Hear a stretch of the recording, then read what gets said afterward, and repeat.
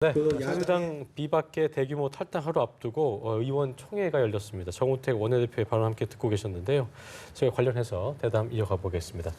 네, 오늘 이 시간 장성호 건국대 교수, 강석진 전 서울신문 편집국장 나오셨습니다. 어서 오십시오. 어서 오십시오. 네, 안녕하세요. 네, 조금 전에 새누리당 의총 정우택 원내대표 발언 보셨는데요. 일단은 뭐 여러 가지 얘기를 했습니다만 탈당 규모를 최소화하려는 의도도 있다는 발언을 했습니다. 일단 어떻게 오늘 발언 함께 보셨습니까? 예.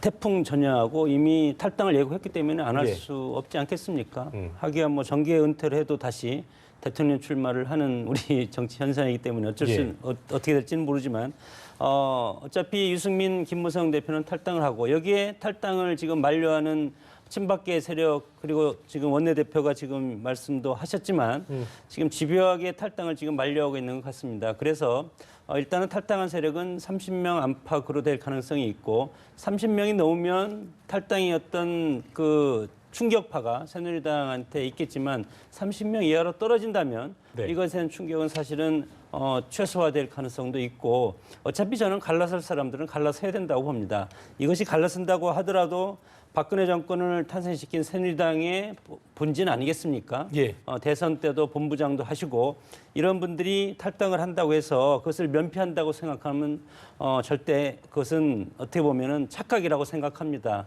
정치적인 책임은 앞으로도 두고두고 이것을 져야 되기 때문에 그러면 탈당의 명분이 저는 무엇인지 정말 새 정치를 하고 새로운 어떤 개혁적인 보수 지금의 새누리당의 강령 가지고도 저는 충분한 개혁적인 보수가 될 수 있다고 보는데 과연 탈당을 하는 것이 권력을 위해서 탈당을 하는지 아니면 정말로 이 나라의 어떤 정치, 보수 정치의 기틀을 새로 세우기 위해서 탈당을 하는지 예. 그것은 탈당 순간부터 시험대에 들 가능성이 많다고 봅니다. 알겠습니다. 예. 자, 오늘 서울구치소에서 네. 청문회가 열릴 예정이었는데 네. 3명이 다 불출석을 하면서 결국 무산이 됐습니다. 예. 네, 네. 강제성이 없으면서 청문회 무용론도 나오고 있는 상황인 것 같은데요. 아이, 그렇지 않죠. 저기 청문회에서 지금 그 사이에 밝혀진 것들도 많이 있지 않습니까? 예. 그 이야기를 하고 싶어야 하는 사람들은 또 많이 이야기를 내놨고요.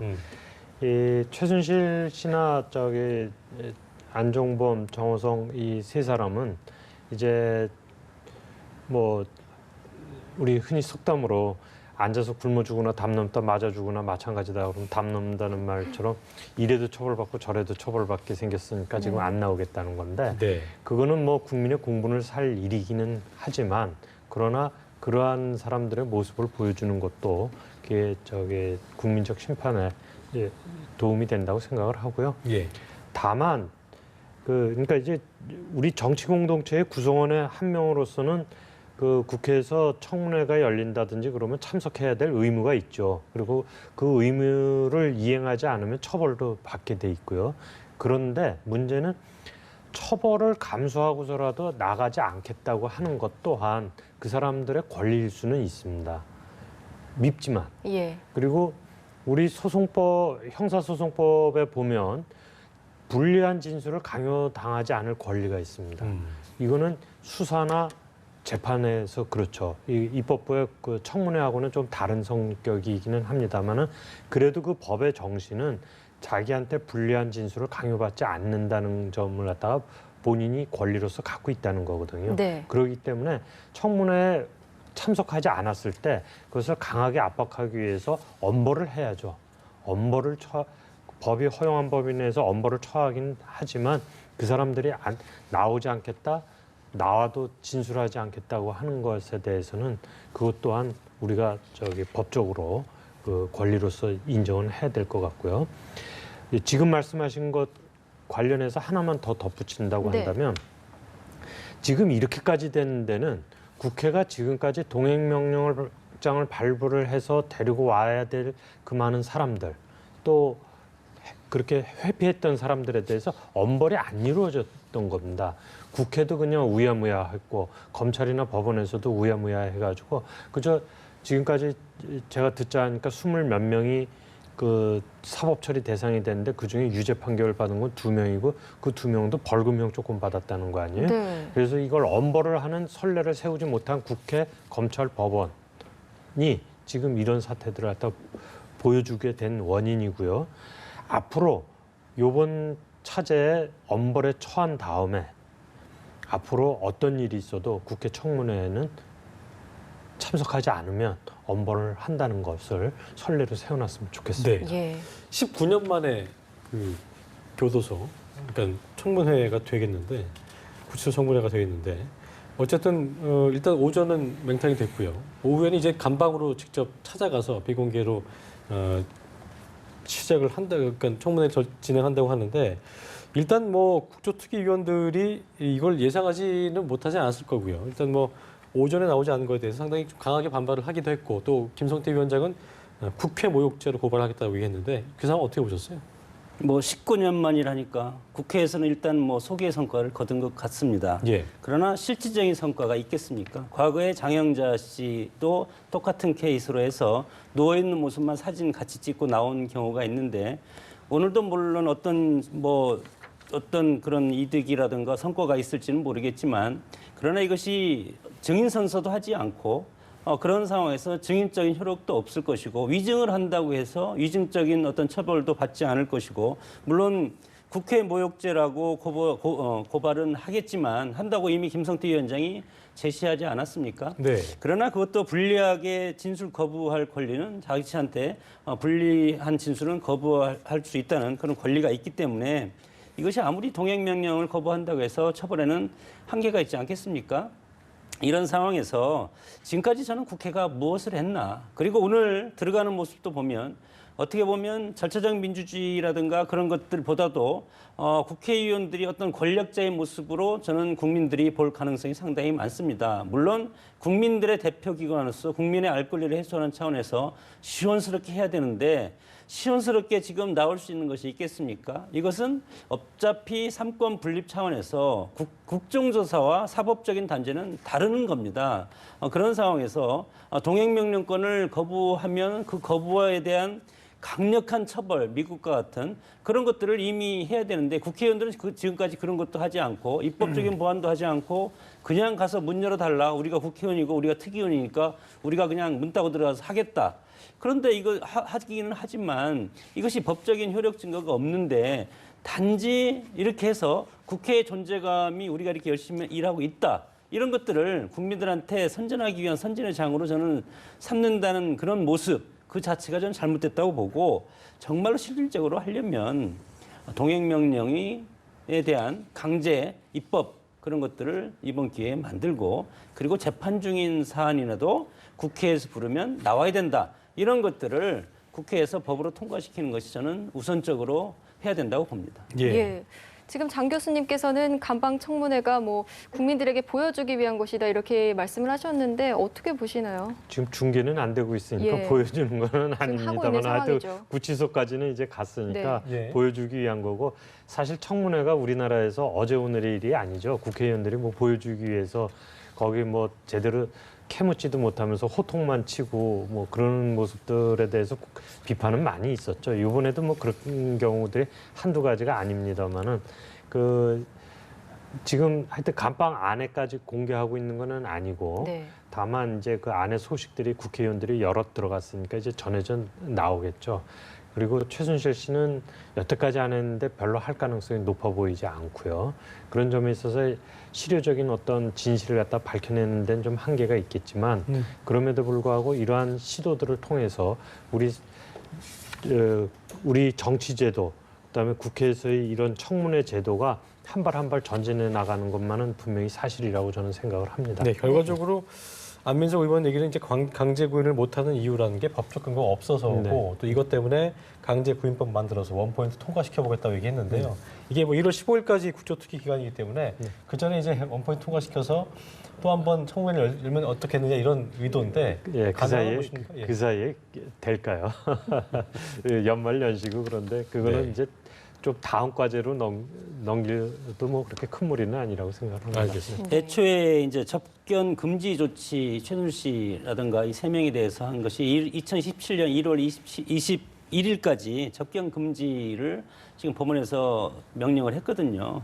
그런데 뭐 국회의원들은 자신들은 여기에 해당되지 않고 기타 이거와 관련해서 어떤 위증할 수 있는 가능성 있는 사람에 대해서 한다고 하는데, 그런데 이제 이경재 변호사의 말도 저는 일리가 있다고 봅니다. 그래서 우리가 문명국가고 법치주의 국가이기 때문에 피해자의 인권도 보호를 해줘야 되는 것도 마찬가지고, 그리고 물론 여기에 이제 국민의 알 권리를 충족하기 위해서 우리 국정조사위원들이 상당히 지금 고생을 하고 있지 않습니까? 네. 고생을 하고 있는데 본인들은 법원에 가서 마지막에 한 번에 처벌을 받겠다는 그런 뜻을 읽히고 죄가 있다면 두 번 죽지 않겠다는 거 아니겠습니까? 이런 네. 상황에서 운여의 매를 살릴 수 있는 방법이 특별한 게 없다. 왜냐하면 법으로 지금 그렇게 돼 있기 때문에 안 나오면 처벌을 받겠다고 하는데 법원에서 처벌을 받는 것보다 이것이 훨씬 더 경미하지 않겠습니까?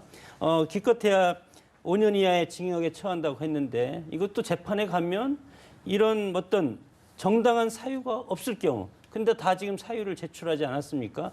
이런 상황에서도 이것이 뭐 예를 들어서 국회 모욕죄로 고발을 한다고 하더라도 이 절차가 상당히 까다롭고 오래 네. 가기 때문에 실효적인 효과는 없다고 봅니다. 네, 자, 조금 전 저희가 화면으로 보내드렸습니다만 저희 연합뉴스 TV 취재 카메라에 의한 모습이었는데 서울 남부구치소의 모습이었고요. 어쨌든 일단 그 서울구치소에 있는 8명의 의원들 외에 나머지 의원들이 지금 조금 전에 남부구치소 도착을 해서 이곳에 수감 중인 안종범, 정호성 증인에 대해서도 간밤 청문회를 벌일 것으로 예상이 됩니다. 저희가 또 그림이 들어온 대로 제가 계속해서 보여드리겠습니다. 네. 잠깐 하나만 네. 좀 말씀드리면 이경재 변호사에 대해서 이제 지금 우리 장 교수님은 네, 좀 네. 일리가 있다 이렇게 말씀을 하셨는데 그 접근 금지에 대한 말씀이시죠. 근데 저는 그거는 조금 다르다고 생각을 합니다. 왜냐하면 법원에서 접근 금지를 시킨 거는 두 가지 이유입니다. 하나는 공범끼리 짜고서 입을 맞추는 걸 막고, 또 하나는 증거인멸을 갖다 막기 위해서 접근 금지를 시키는 거지. 지금 국회의원들이 가가지고 조사 청문회를 하는데 그 접근 금지 대상이 되거나 그러는 건 아니라고 생각을 하고요.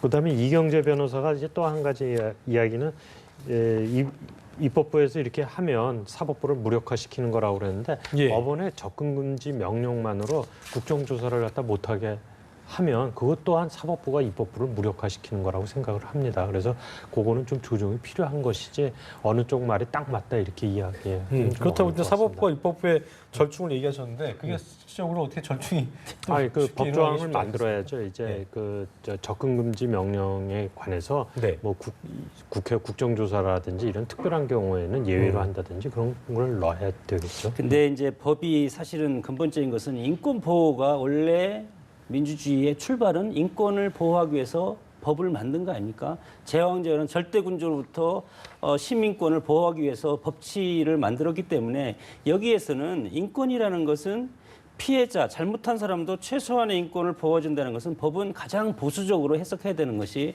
맞는 거기 때문에 입법부가 사법부를 월권할 수도 없고 사법부가 입법부를 또 간섭할 수도 없고, 그렇게 되다 보면 가장 작은 최소한의 수준을 우리가 해석을 해줘야지 이것이 법치주의가 실현된다고 봅니다. 알겠습니다. 네.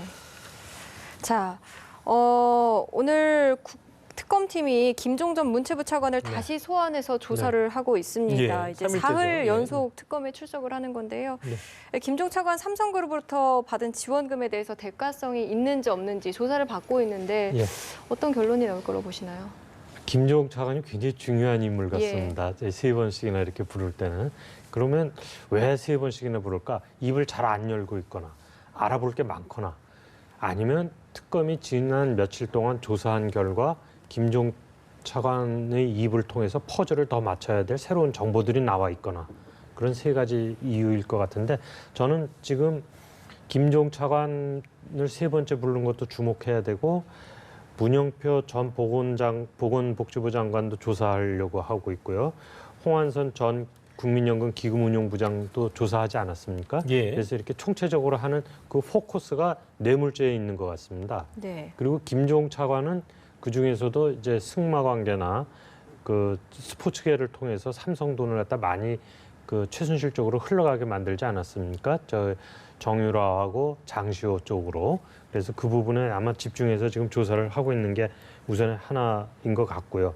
그다음에 또 하나는 오늘 이제 김기춘 실장도 조사를 받았습니다. 그래서 김기춘 실장하고 김종 차관 사이에 인사 문제가 있었죠. 그 부분도 특검에서 집중 조사를 하게 되지 않을까. 그 김기춘 실장 쪽을 혐의를 확인을 하기 위해서. 네. 그래서 김종 차관에 걸려 있는 문제들이 워낙 많고 또 그 이해가 되는 게 지금 박근혜 정부에서 최순실 게이트 내용을 보면 문화 스포츠 관련 비리가 집중되어 있지 않습니까? 그래서 네. 그 핵심 고리이기 때문에 세 번째로 조사를 하고 있는 거다. 바꿔 말해서 특검이 지금 핵심을 때리고 있다. 이렇게 저는 생각이 됩니다. 네. 네. 김기춘 전 대통령 비서실장과 조윤선 문화체육관광부 장관에 대한 압수수색을 단행했는데 상당히 좀 강하게 압박을 하고 있는 것 같습니다.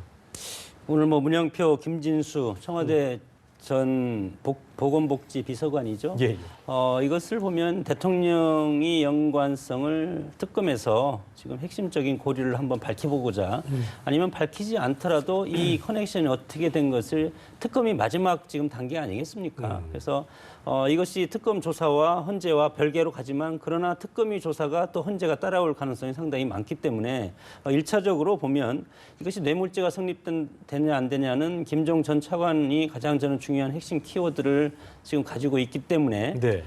현실적으로 삼성을 압박한 것은 김종 차관을 통해서 하지 않았습니까? 물론 그 방증에는 최순실 씨가 개입이 돼 있다고 보는 거지만 검찰에서는 그런 상황에서 세 번을 지금 김종 차관을 조사한다는 것은 뇌물죄가 대통령이 얼마나 여기에 개입을 했는지 아니면 제3자 뇌물죄로서 대통령이 개입했는지 그것을 따지는 것이고 여기에 또 보조적으로 지금 김기춘 전 비서실장도 청와대 컨트롤 타워로서 이것이 김종 차관과 똑같은 반일에서 김기춘 비서실장이 있다는 것을 이제 보는 것이고 여기 이제 문화 쪽은 이제 그때 당시에 이제 청와대 수석도 하고 예. 장관도 하는 우리 이런 사람들이 지금 같이 조사를 받고 있기 때문에 이것은 결국은 특검이 겨냥하는 것은 저는 대통령이라고 봅니다. 그래서 여기에서 특검이 대통령과 연계고리를 밝히지 못한다면 헌재에서도 국정농단 사태는 대통령의 어떤 헌법 위반이나 법률 위반으로 해당되지 않는다고 판결하지 않겠습니까?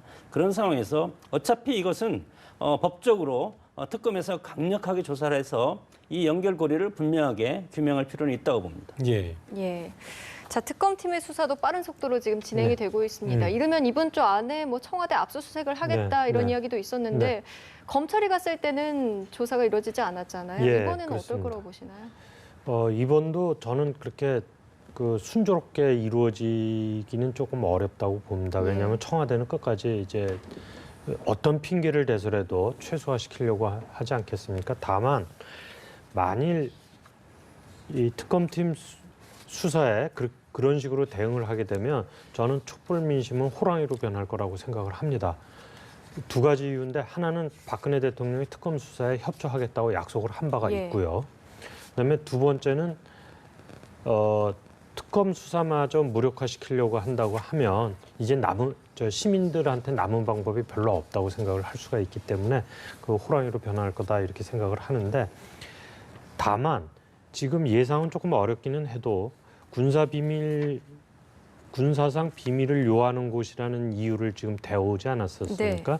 그래서 그것과 관계없는 최순실도 들락날락거린 데는 그런 데가 아니라고 볼 수 있지 않습니까? 그런 거를 비롯해서 이렇게 좀 나눠서 좀 요령껏 외과 수술하듯이 이렇게 부분 압수수색을 하는 방안을 갖다 찾지 않을까 그렇게 생각을 합니다. 특검팀에서요. 네. 네. 그렇게 노력을 해나가지 않을까 그렇게 생각을 합니다. 네.